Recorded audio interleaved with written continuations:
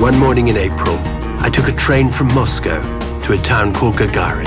Он обернулся простой такой и белозубый незнакомый, пригладил волосы рукой, пока еще не сведен осколок. Гагарин, я вас любила. This is where the popular version of how the Russians conquered space begins. Я вас любила. In the otherwise nondescript town they've named after their hero.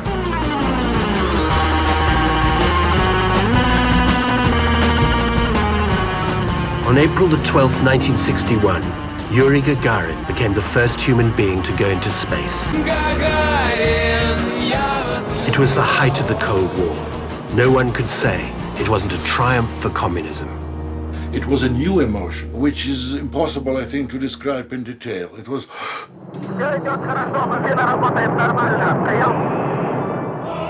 Something really great for everybody happened, and perhaps a little hope that new times started from this day.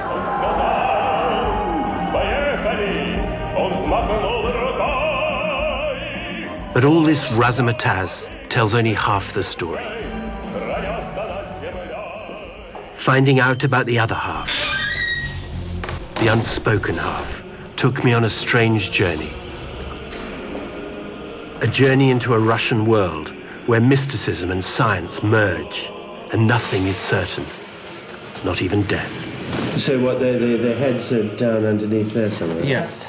It doesn't make sense to die because it's not pleasant, it's not nice, nothing good happens out of it, at least for the person who dies.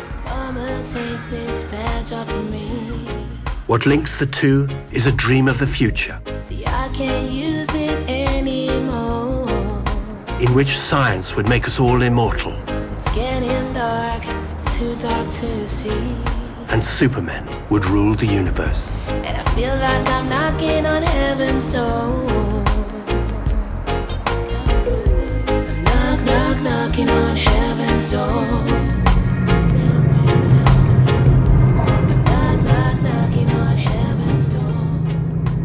It was not where I expected to start a story on space. But this is the only place where you can find a statue in the main street to the man some people say is the true father of space travel in Russia. No, not him. This man, a 19th century sage called Nikolai Fyodorov, and the inspiration of a uniquely Russian view of the world called cosmism. Alexander! Hello! What's that? Что это? This is Макоша, покровительница Земли, хранительница Земли. Календарь – это мать природа. Это Крин, это символ Святой Троицы, и Крин языческий. Это солнце сам, это земля, чтобы все родилось. Alexander Boyko is a cosmist. Some of the movement's early heroes adorn the walls of the town. The core of their idea was that the whole universe is alive and that man is inseparable from it. Они видели отрицательное представление о Земле, о их разрушениях, о том, что человек все больше и больше захламляет, уничтожает. И, смотря в телескопы, они видели бесконечность. И почему туда не попасть? And this is now. The current queen of cosmism held court, we discovered, in a children's library.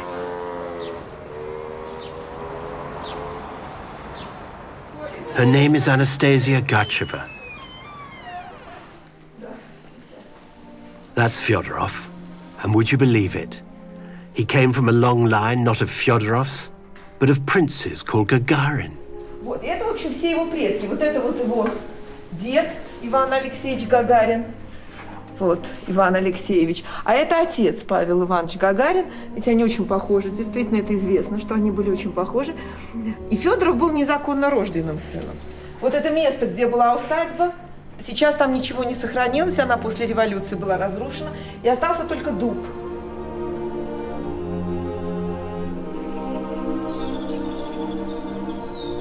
And it was the wide horizons around that oak tree, said Anastasia, which first inspired Fyodorov to think beyond the limit. Человек мечтает, он ставит себе постоянно сверхзадачи, сверхцели. Федоров, он был как раз мыслитель, который говорил о том, что мы вот эти наши высочайшие мечты и идеалы, мы должны их воплощать, это суть природы человека. И вот идея выхода человечества в космос, это тоже одна из важнейших, так сказать, составляющих вот этого будущего задания человека, человечества. Выход в космос, овладение пространствами Вселенной, расселение там человеческого рода и овладение универсумом. Wow.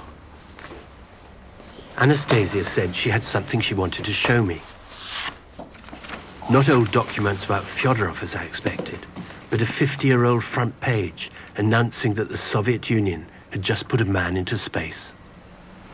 The captain of the first spaceship. It's ours, Soviet.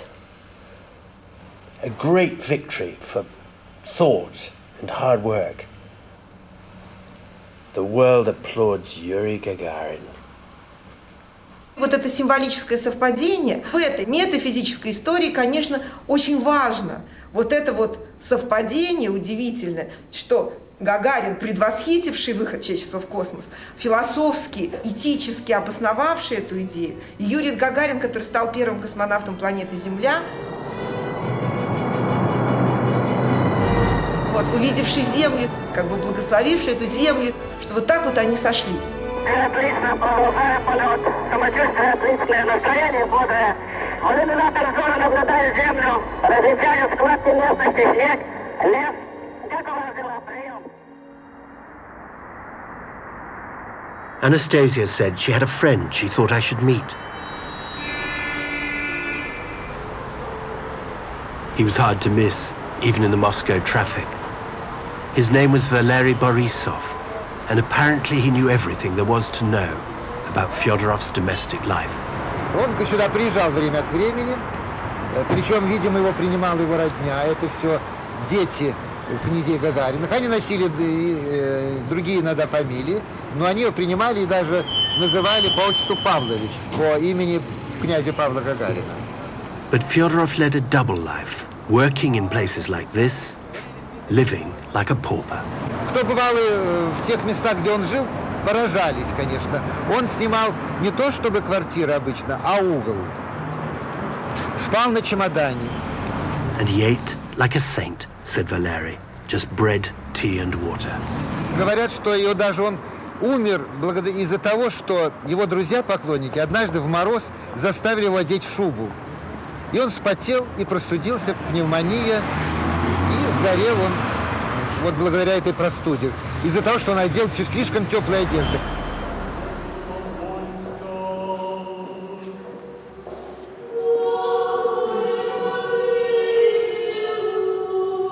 Devout Christians like Fyodorov faced a dilemma in those days. Outside the churches, society hovered on the cusp between ancient and modern. Most of them feared that science would destroy their religion. Fyodorov's genius was to enlist it in support.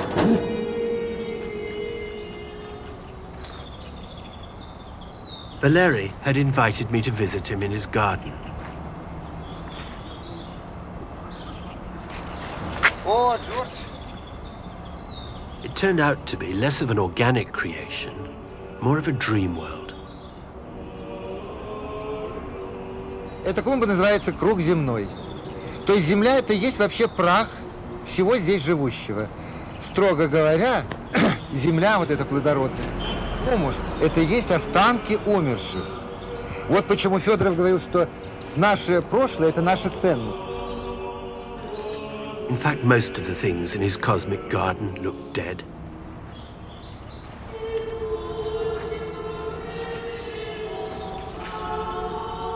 Was it just the cruelty of April, I wondered, or a symbol? Федоров считал, что наука должна помочь воплотить Божий замысел о спасении человечества и его воскрешении. Христос говорил, то, что я сотворил, и вы сотворите, и больше того сотворите. А что творил Христос? Он воскрешал. То есть, если понять это буквально, то вот что нам Христос и завещал. Не ждать как мистического события воскрешения, а самим пойти навстречу Бога и исследовать проблему смерти. Sublime. But what had it got to do with space, I asked. Федоров говорил, что если всех воскресить, они не поместятся на Земле. И Федоров прозорливо говорил, в космосе отыщется много обителей. Вот для чего нужен космос. Космос – это выходы для расселения безжизненных планет воскрешенными людьми, которые будут заниматься управлением космического процесса.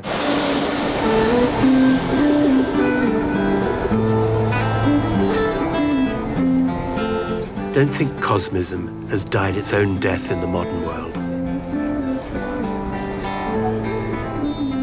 I was on my way to meet someone who had a business plan for eternal life.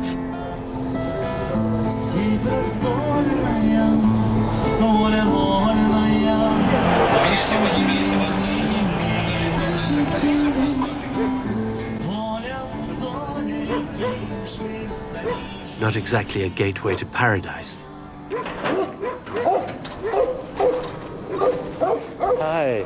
Hello. The man who greeted me was called Danila Medvedev.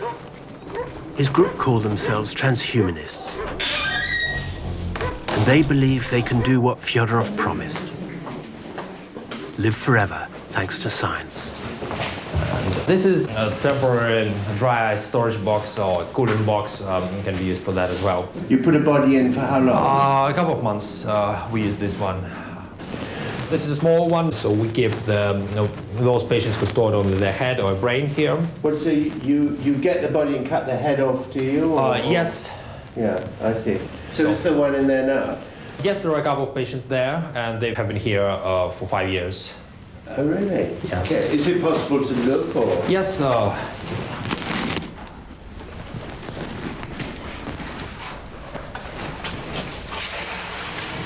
So what, the heads are down underneath there somewhere? Yes, they are, you can see, 14 level shown. And below that is liquid nitrogen, and submerged in liquid nitrogen are metal containers with the patient's heads or brains inside. Confident fellow to call them patients. Most people tend to assume that if something is impossible today, it will never be possible in the future. We have the opposite way of thinking. We think that some technologies, some scientific things that we want to happen can basically be taken for granted. Just not now, in the future. Outside, it was like a set from some dystopic movie. He'd come to cryology, he told me, from investment banking. What do you want to be immortal for? I just don't want to die. It doesn't make sense to die because it's not pleasant, it's not nice, nothing good happens out of it, at least for the person who dies. Wouldn't you get bored?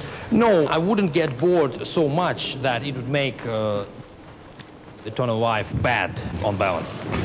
And now we store the patients in free full body patients here in this container.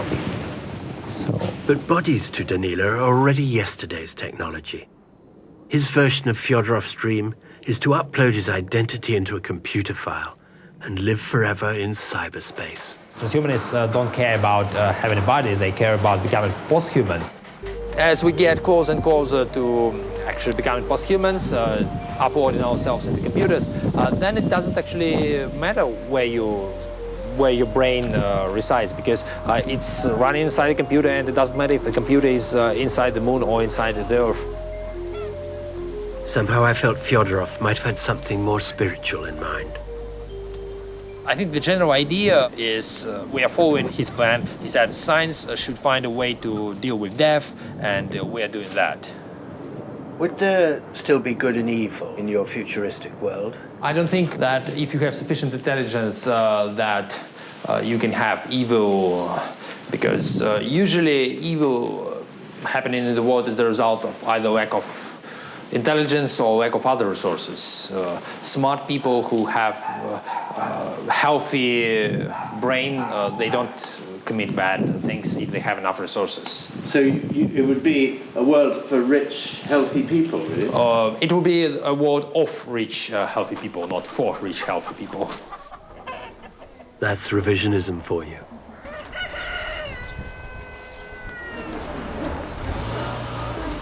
I headed back into the 19th century, to the great Romantsiev library over the road from the Kremlin.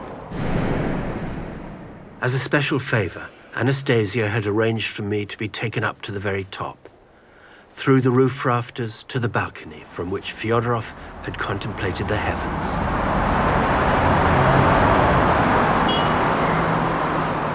Ну вот, это наш Кремль. Это наша Москва. Кремль как храм России. What a view. No wonder his thoughts turned to space travel. Он мечтал о том, чтобы здесь, вот на Бельведере Пашкова дома, была воздвигнута обсерватория, которая бы обращала нас уже в космос. И вот Кремль как орудие регуляции, так он мечтал. A sort of mystical mission control. Fyodorov, it was emerging, had an obsession with controlling things. Very Russian. Федоров говорил о том, что две ограниченности фундаментальных существуют у человека и человеческого рода. Ограниченность в пространстве, которая не позволяет нам одновременно быть в разной точке пространства, и ограниченность во времени, и наша смертность. И вот преодолеть две эти ограниченности в пространстве и во времени, в этом и состоит задача будущего. Будущей науки, будущее искусства, будущей культуры человека.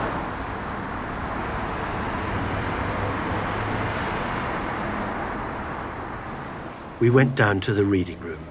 For 20 years, Fyodorov worked here as a senior librarian. Today's librarian brought some rare old papers out from the vault for me to see. Это рукописи Федорова. Часть из них — это письма к нему. И это материалы для книги «Философия общего дела». The Common Task. That was what he called the search for eternal life through science. I can't read it. But I think I can read that. About universal воскресение, that's resurrection. Too hard for me. My friend Teresa did rather better. This line, which separates the two parts of the drawing, seems to say the transition from blindness and lack of ability to be in charge of your own destiny to self-direction, self-regulation, and self-government. And when you cross that line, then you're in the ideal world where you have the resurrection of everybody, the unification of worlds. Fyodorov wrote very little down. What makes him significant is the influence he had on other great thinkers. Вот Федоров, вы видите, с караульным ящиком на столе, а Толстой беседует с ним и какие-то, наверное, заказы ему дает на книги и рукописи. This is actually a letter written by Dostoevsky, and it's written to Fyodorov's pupil, Peterson. And it says here, I have just become acquainted with the ideas of this great thinker, and I would very much appreciate that you could convey to him how much his ideas have absolutely enthralled me. And he's saying that when I read these ideas and when I understand what they mean, I feel as though they are completely part of me, that they are close to my heart, they could be mine. Dostoevsky. That's Dostoevsky about Fyodorov's philosophy and the ideas. But the person who injected those ideas into the bloodstream of Russian science was a near-deaf teenager who came here to study because he couldn't keep up at school. His name was Konstantin Tsiolkovsky. Он жил очень бедно, все свои деньги тратил на опыт. Он приходил сюда, и брюки его были прожжены кислотой, а руки запачканы чернилами. И вот он подавал, так сказать, требования на книги. For 3 years, Fyodorov helped the young Tsiolkovsky choose books to improve his mind. Мы не знаем, говорили ли они о космосе, говорил ли Федоров здесь, в этих стенах, Циолковскому о том, что человеческий род должен выйти за пределы Земли. Циолковский вспоминал о том, что Федоров произвел на него потрясающее впечатление и своим обликом, своим внешним обликом, своей горячностью, своим умом. This is the park in Moscow that celebrates the official story of space. Pride of place among the steel and granite memories goes to that same deaf boy, Konstantin Tsiolkovsky.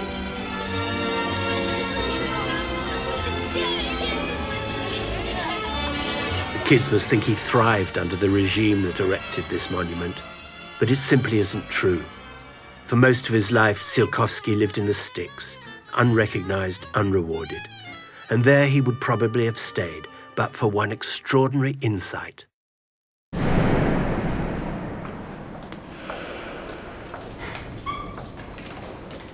I was looking for an article about rocket propulsion that Tsiolkovsky had published in the very year that Fyodorov died. This is why he's famous. Look at the date, 1903. May. An article published in an obscure science journal in Russia, full of calculations for deciding how much you need to propel the rocket, what speed you need to get to, what fuel you need to get out of the Earth's atmosphere.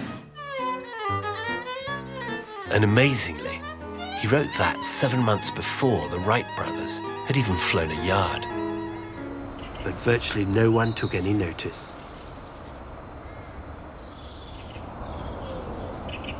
To find out why, I made my way to a dacha outside Moscow.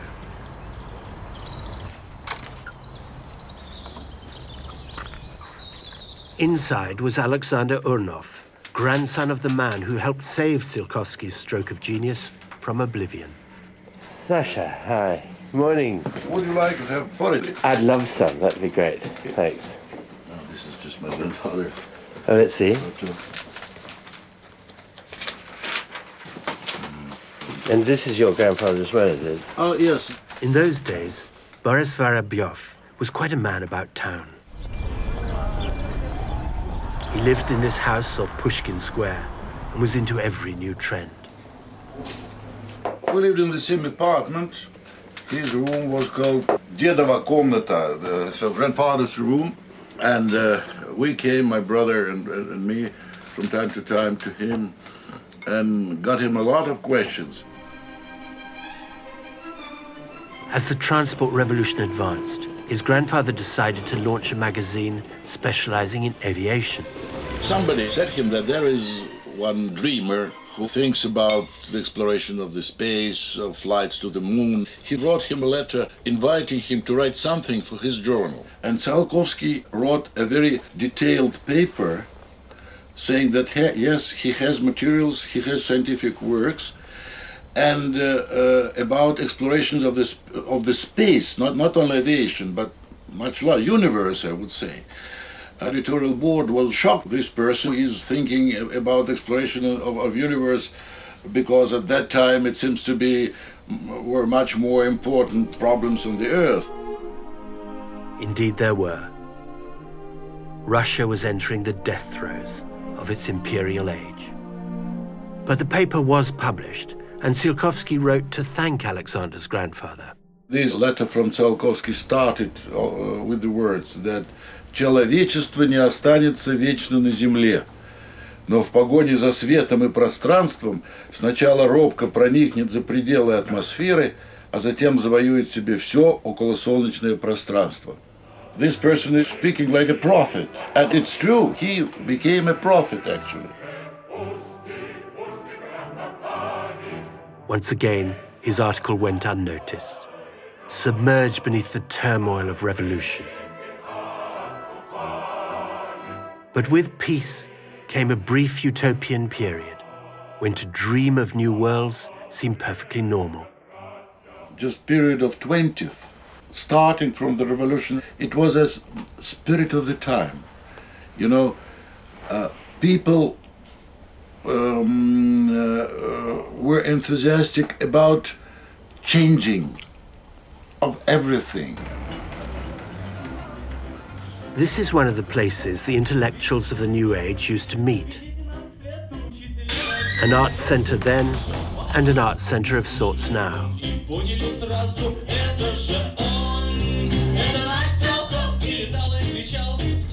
The band call themselves Cosmes, retro-utopians.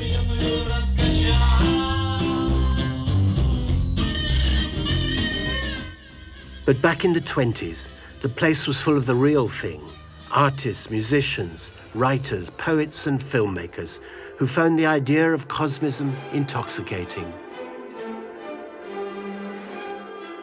They queued round the block when Aelita, Queen of Mars, came out in 1924.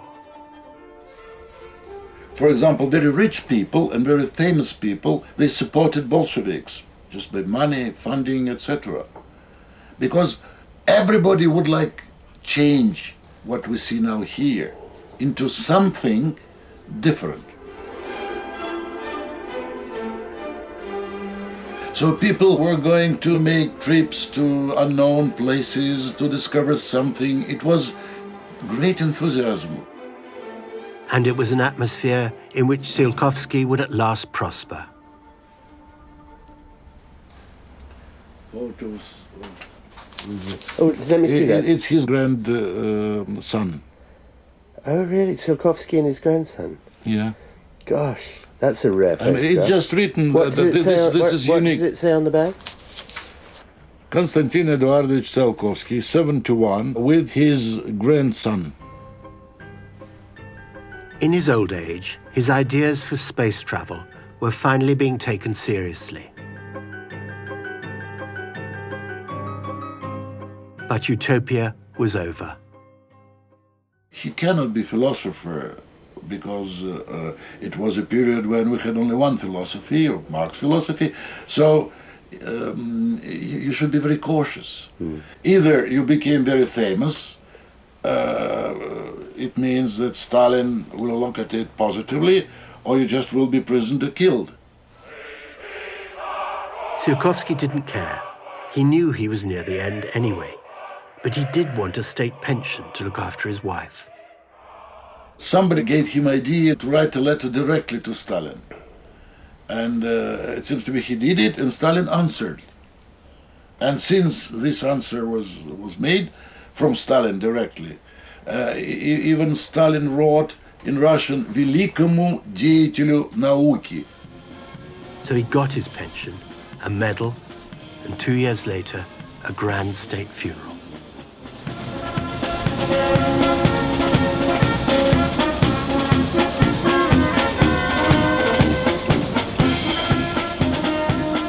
The space establishment is celebrating Cosmonauts Day. Many of these people have spent their entire working lives in total secrecy, making rockets, but to launch warheads more often than men.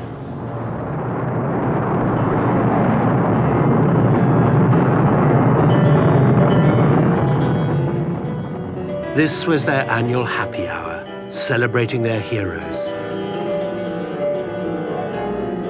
Though not quite in the way I was expecting.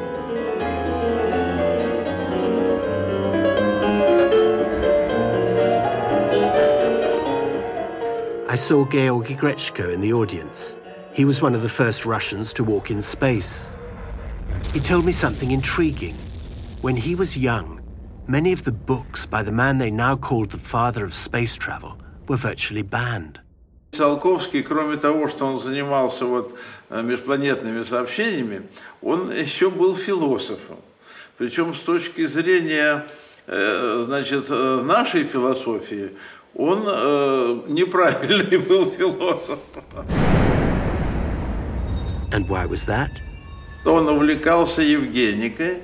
Он считал, что человечество надо селектировать, хороших отбирать, пусть развиваются, плохих, в другую сторону. Как же так? Делить людей на способных, на неспособных, способных выращивать там, способствовать размножению, а неспособных что, вообще лишать жизни?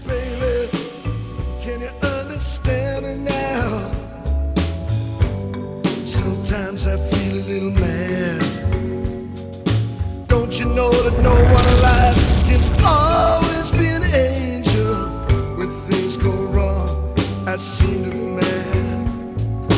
I'm just a soul whose intentions are good. Oh Lord, please don't let me be misunderstood. This is the city where Tsiolkovsky lived for most of his life, fretting about money and the future of mankind. I'd arranged to meet his great-grandson, Sergei Samburov. Understandably, perhaps, he wanted to meet at the great museum of space they've built in Tsiolkovsky's honor.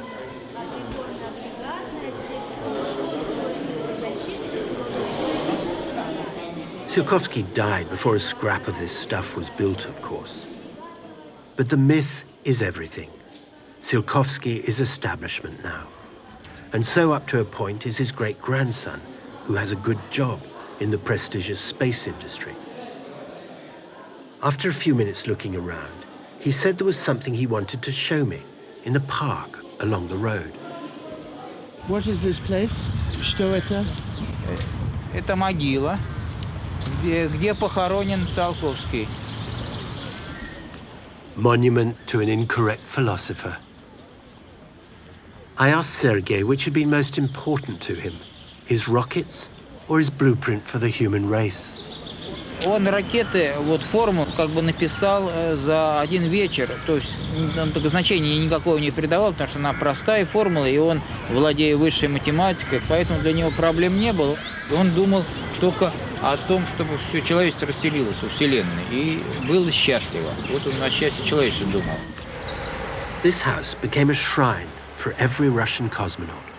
This is where Tsiolkovsky sat, and where us cosmonauts who are going into space as a special favor are allowed to sit.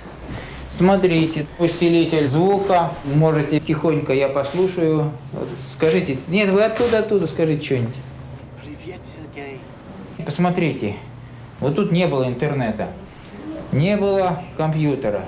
У него была только керосиновая лампа. И вот в таких при керосиновой лампе всю эту космонавтику, все расписать и все сходится. Это действительно надо каким-то быть таким гениальным человеком, чтобы все это вот написать здесь.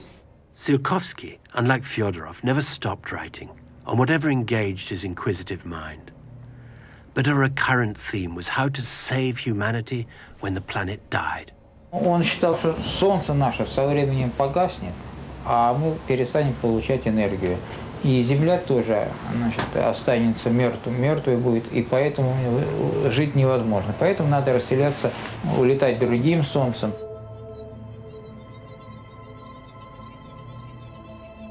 Он писал, как будет развиваться человечество все, как станет более умный, более добрый, более счастливый. Вот в основном он про это писал и призывал всех расселяться в космосе, чтобы там жить более счастливо.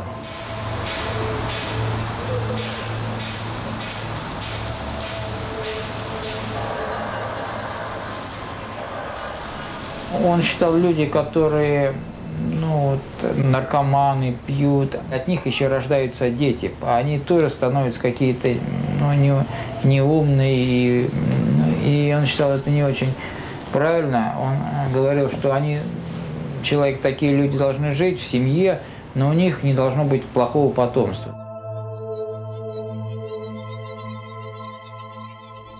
Один гений может новые придумать виды энергии, новые виды транспорта, то есть много нового что-то придумать, человека жизнь увеличить на много раз. Он считал, что таких надо выискивать, одаренных, и специально их заботиться о них. This is a man who would have fitted the bill.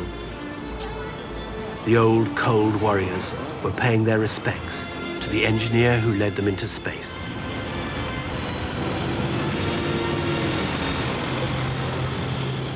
On the face of it, Sergei Korolev was like them, shunning the limelight to serve the state.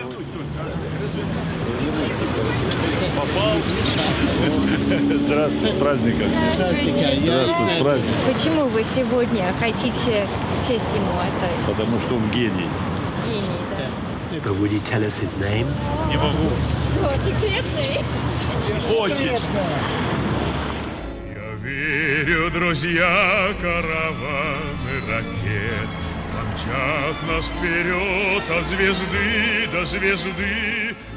I went to see Korilov's daughter, who lived on the 14th floor of a smart block of flats in the center of town. She sat down to show me the family photographs. Он был человеком очень сильным, не в плане физической силы, а сильным по своему убеждению. Вот он окончил школу летчиков в форме пилота. С самого раннего детства он стремился покорить небо и шел к этому всю жизнь. Сначала были планеры, потом самолеты, потом ракеты. Koryolov and his friends had caught the space bug that was sweeping Russia. But their work had nothing to do with the Soviet state. Это были энтузиасты, и вначале никакой поддержки правительства не было. И они создали группу инженеров, работающих даром, потому что они после основной работы вечерами занимались конструированием ракет. The turning point came when a shrewd general spotted the military potential. They got a small grant to rent the cellar of that building.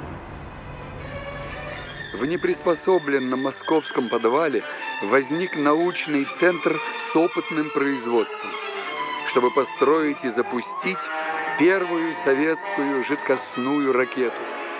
The half-truths of hindsight. What actually happened was that their military protector fell from grace. And on June the 27th, 1938, the secret police turned up at the Koryolov's flat on the top floor of this building.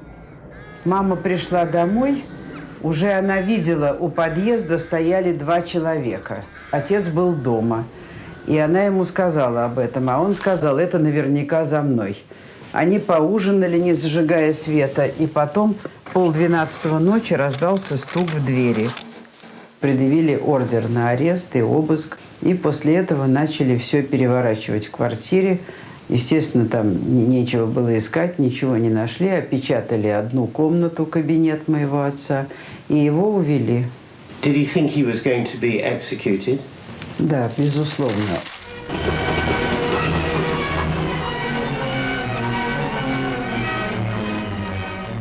One minute of bright young hope for the future. The next, hard labor in one of the worst camps in the Gulag. Это алюминиевая кружка, которая была с ним в лагере на Колыме, и которую он привез, когда он вернулся оттуда. Здесь на ручке нацарапано Королев. The man who saved his life, ironically, was the secret police boss, Lavrenti Beria, the one on the right. He saw that using the state's best scientists to break rocks or build railways wasn't exactly in the national interest, so he had him transferred to Moscow. I found the place where he was sent, here on Radio Street. That's the building, a sort of prison laboratory for brainy traitors. The plaque says that the famous aircraft designer Andrei Tupolev worked here for years. What it doesn't say is that he too was a prisoner, charged with wrecking state enterprises. The only fresh air Koryolov got then was up there on the roof. Now he stands in the park, showered in Soviet honors. But deep down, I wondered, had this supremely practical man shared any of the incorrect tendencies of his granite companion? Был свидетель, человек, который провожал его к дому Циолковского, моего отца. И есть нескольким людям мой отец рассказывал, в частности, моей маме, моей бабушке, своему другу, одному другому. Он рассказывал о посещении Циолковского. Он писал, что я ушел от него с одной мыслью – строить ракеты и летать на них. Отныне целью моей жизни стало одно – пробиться к звездам. But even if the only immortality he dreamed of was fame, that great day still had a bitter taste. Отцу моему в душе, конечно, было очень обидно, что его имя никогда нигде не звучало. Он назывался просто главный конструктор. Из-за этой секретности ему пришлось ехать домой, и он смотрел митинг по телевизору.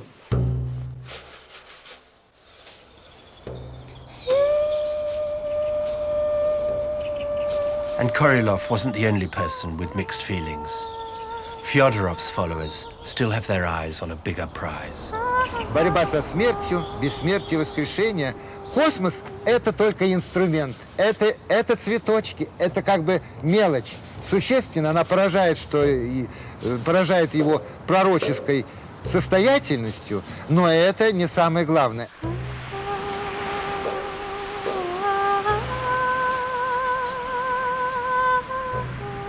In the optimistic aftermath of Gagarin's flight, building accelerated on a new town in the Siberian forest. It's called Akademgorodok. It was built as a place for scientists to live as one big community, as a place for generating ideas.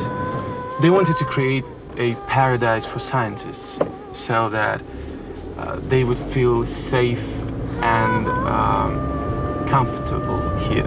Artyom was taking me to Izrika, a research institute where the DNA of Tsiolkovsky and Fyodorov has survived everything. Do you know much about Izrika itself? I know what my mom's been doing.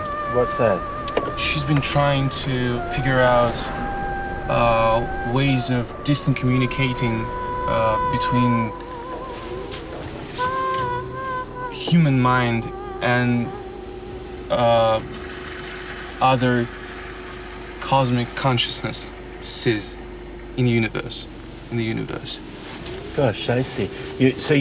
How to communicate from someone on Earth to some sort of being elsewhere in...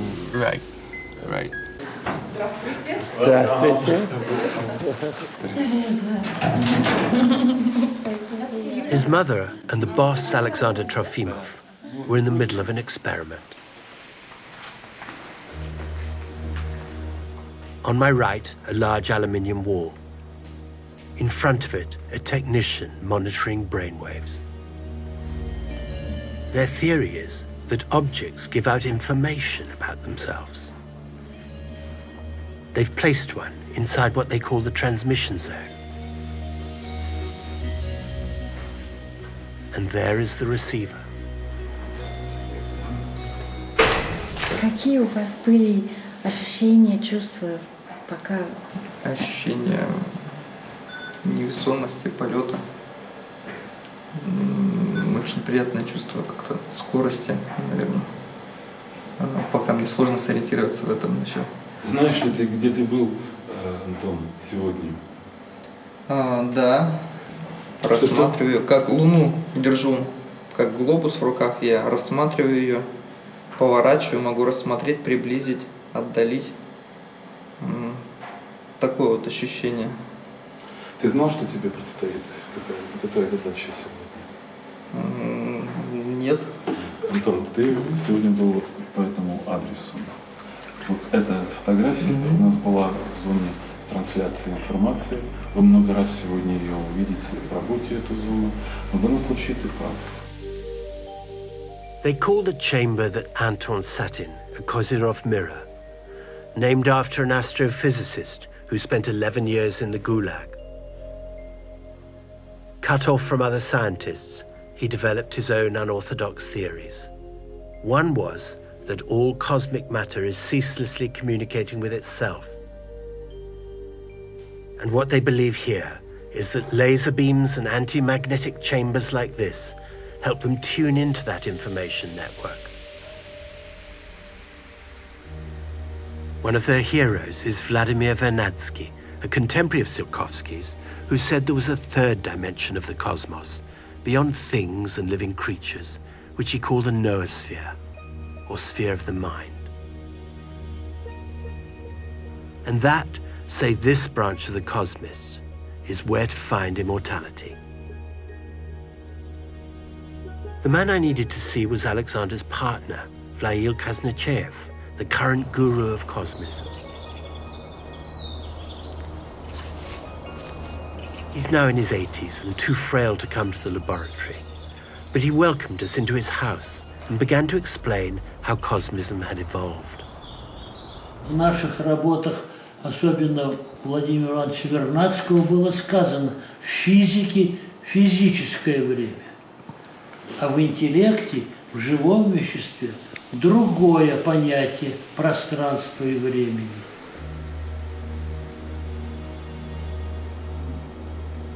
В наших работах в Институте космической антропоэкологии пытаемся понять, как человеческий интеллект связан с полями космическими. Человек сам является колоссально научным, непознанным прибором. И он с этим интеллектом должен идти свободно. Let's make a test for concentration on two colors. I thought I'd better give it a try myself. They tested my reactions. They measured my cosmic aura. All of your parameters are normal. Green shows normal level.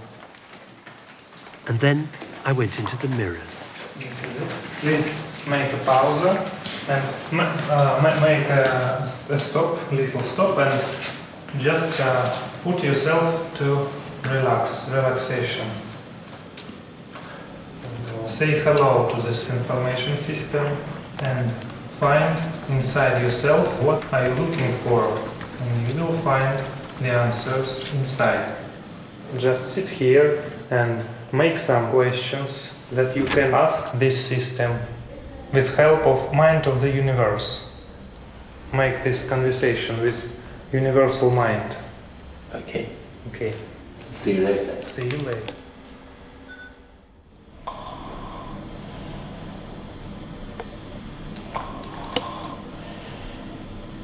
Может быть, наоборот, это новый шаг. Мы еще во сне не экспериментировали в пространстве. Правда, у вас ни один человек там не спал? Еще у нас еще запланированы ночные работы под звездным небом. Может быть, Джордж как раз будет первооткрывателем. Let's finish this contact. Well, it was peaceful. Yeah, I knew it. Так просто не войти. Отмычка не сработает, не скроешь это пространство. Нужно подготовить свое сердце, свою душу, научиться запечатлевать. И так было бы с чем туда входить. Заинтересовать пространство в себе, в своей личности. Это по Федорову формула, да? И тогда это получится. Taisia, with years of practice and faith, had much better results. She showed me the record she kept of the images that had flooded into her head inside the mirror. Задача-то здесь стоит в том, чтобы научиться с помощью какой-то, разработать метод или способы, которым человек бы научился управлять своим сознанием для того, чтобы это сознание могло двигаться в различном направлении, в том числе попытаться вступить вот как раз с космическим интеллектом, с космофизической средой. I'm beginning to get the idea. We're talking close encounters here. Кроме нас в космосе много интеллекта, это интеллектуальное пространство, это много пространств, мы частица, и это пространство интеллекта неизвестно, как нас примет или не примет. And that is cosmism today. Man inextricably bound up in the universe, whether he travels through it or stays on Earth. Гениальность или интеллект Циолковского, он открыл этот способ толчка, как проникнуть ракетой в космос. Это одна часть Циолковского. А вторая часть, он рассуждал и видел, куда эта ракета понесет человека. Что значит человеческий интеллект в космосе? Когда человек полетел туда, то я ощущал это в то время, что это мой интеллект пошел в космос и смотрит на планету Земля сверху, как Бог. Whatever you think of the dreamers, you can't fault the scientific credentials of Alexander Ornov and the Lebedev Institute. Where is it portraits of Nobel Prizes? Look at that wall lined with Nobel Prize winners, who've earned their spurs here. Alexander is a solar physicist working at the cutting edge, and there on the surface of the sun, these cosmic questions are not thought crazy. What are we looking You at may here? see how alive the solar corona is. Yeah. I can show you another example. When international satellites start to explore the sun and they saw the structure of solar corona, they start to speak, people start to speak that solar corona is alive. What do you mean when you say alive or not alive? This is, I think, one of the questions in modern science which is in the frontier. His words felt like a blessing on my whole journey. But he hadn't finished.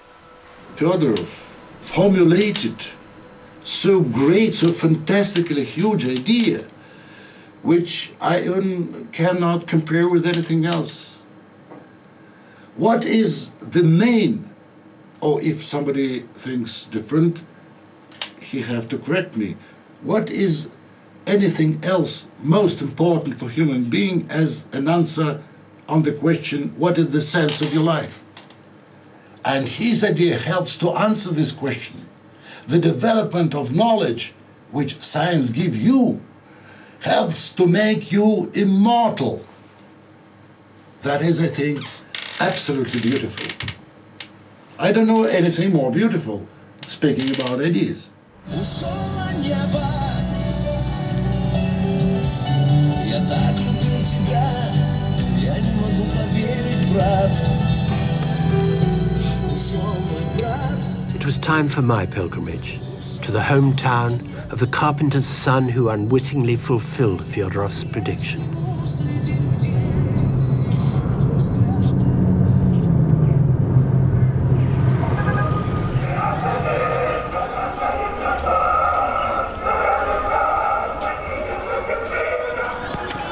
In the town stadium, they were starting the annual Gagarin Games. Apparently this was the sort of fun that young Yuri had before PlayStations, television, mobile phones. I bet.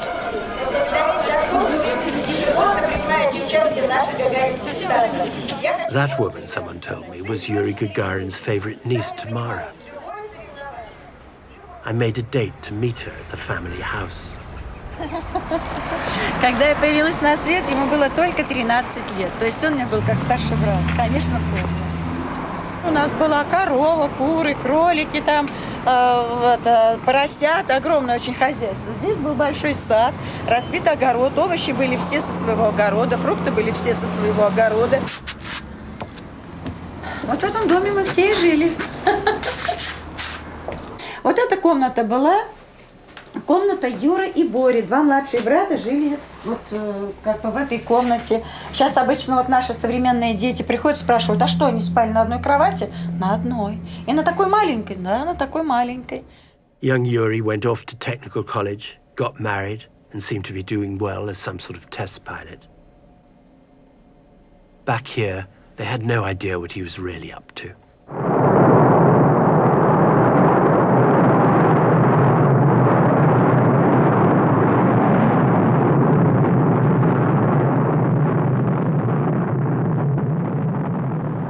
Когда я как раз в школе училась, к нам пришла на перемене наша классная руководитель и спрашивает, слушай, Тамара, у тебя дядя-то твой военный летчик? Да, говорю, военный. Но ты знаешь, он Юрий Алексеевич Гагарин. Да, я говорю, да, Юрий Алексеевич Гагарин. Так он в космосе. Мне стало так страшно. У меня такой был ужас, что его может не стать, потому что это черная бездна, это что-то непонятное. Я просто упала на парту, я проплакала урок весь. Все идет хорошо, машина работает нормально. Прием. Потом она говорит, слушай, ты что плачешь? Уже все, он приземлился, все закончилось, все великолепно. Иди домой, иди. Сын земли и звезд нежен, был и прост, людям свет как дан конец. Он сказал, поехали, он взмахнул рукой, словно вдаль по питерской пронесся над землей. They celebrate it still, That moment when the Soviet Union excelled America.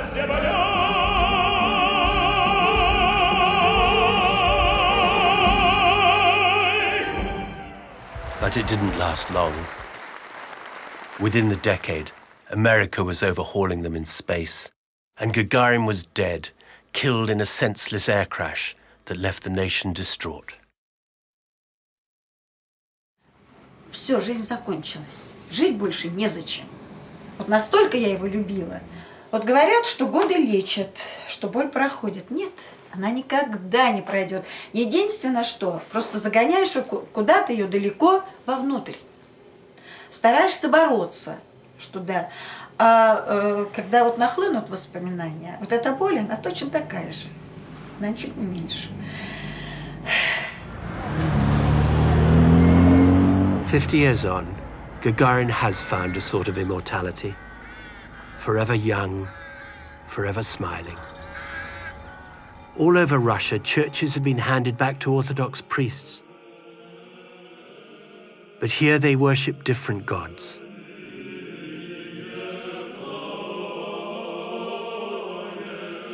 Вся человеческая цивилизация и наука, она по своей природе, она воскресительна. Она борется со временем, она борется с забвением.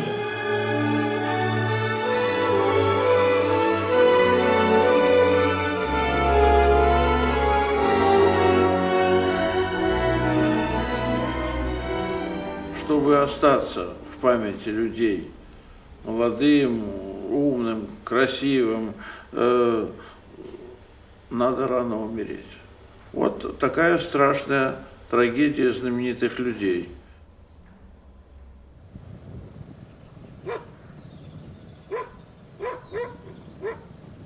This is the village where Yuri Gagarin was actually born. When he was 7, Nazi armies overran the place. I was told there was someone in the graveyard who'd been his pal when they were boys. And thus, at the end, I learned of the real miracle. That Yuri Gagarin had grown old enough to fly into space at all. Мы с ним, с Юркой, зубило молоток у нас, да, отцовое. Разряжали снаряды немецкие, склады, в складах снаряды в лесу, здесь вот километра 4 отсюда. Для того, чтобы цветной металл в магазин сдать на конфетку. The hammer, he said, was for smashing the casings off the explosive heads. Детей, тоже по таких подростков, на телегах ужас бывший, в больнице убитых. Мы отвечаем, они не могут, мы специалисты, они не могут разряжать. Значит, вот не погибли же, я вот вспоминаю, такие невзгоды были, что не погибли. А вот в мирное время у хорошей Гагарин погиб. Вот какая жизнь как складывается, тяжело, да, тяжелая. Такая, вот такая, да.